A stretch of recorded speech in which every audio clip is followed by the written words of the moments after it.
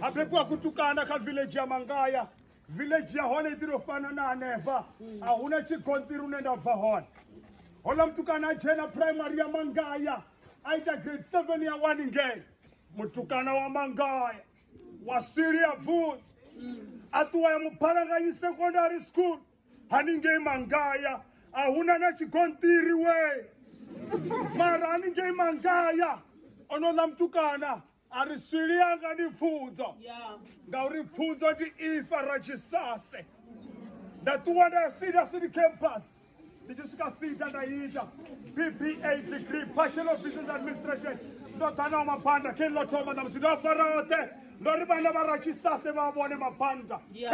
Bachelor of Business Administration.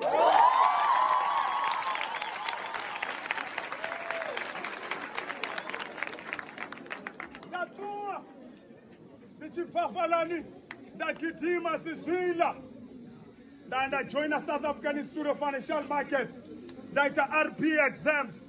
Ndatomo analyze the randa na the dollar na the pound. Urishitibe yori. Mwana wa mache. Wakono sikoni aba successful. Mwana wa machena. Wakono sikoni aba dokote. Mwana wa machena. Wakono sikoni aba architect. Mwana wa machena. Wakono sikoni aba pilot. Mwana wa machena. Wakono sikoni aba a top businessman and woman. Mwana wa machena. Wakono shanukisa lifasi. Ndotoni boots abana wa machena. Rachisase. Uribe woni blind and it's impossible. Dibe uba nena koto take over a country. Dibe uba nena koto bonala kazi TV shangolot. Bana wa machena.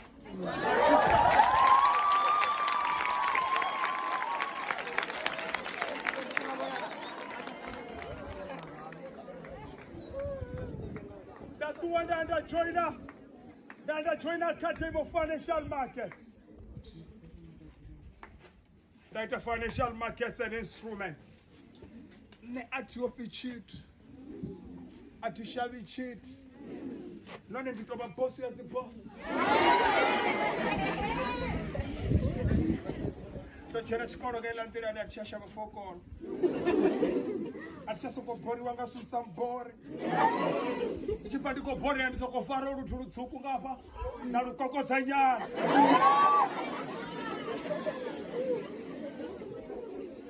That join ICT in Africa.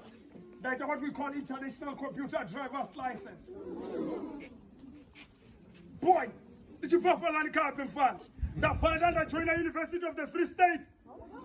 Did you join the University of the Free State? That's a business school that honors or postgraduate diploma in business administration. But China way not an autumn banda.